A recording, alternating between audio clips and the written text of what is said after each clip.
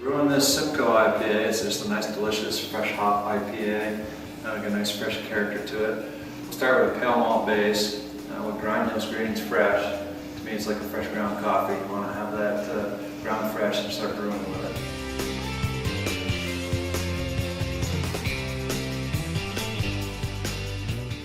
Then we do what's called a mash, where we add hot water to those grains. Enzymes, and the grains will start turning the starches into sugar, and it's those sugars that we're interested in for the alcohol and then the flavor of the beer.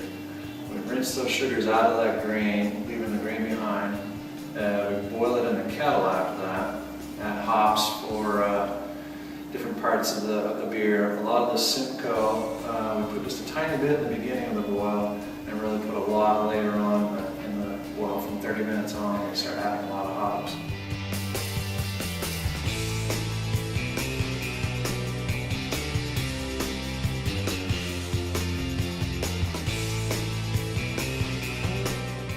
We'll boil in there for an hour, cool that down, ferment it for 3 to 5 days with the yeast.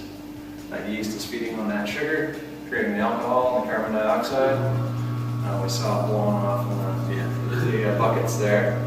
And then we'll cool it down, we'll harvest the yeast off of it for the next batch, and then we'll add more hops for what's called the dry hop process.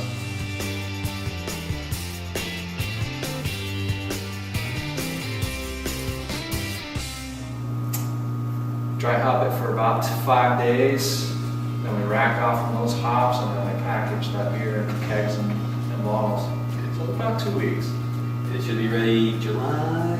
Yeah, we're going to be, July, we're transferring hot dry hop, and next week it'd be probably a week after 4th of July. We headed out. Good. Excellent. Can't wait. Yes,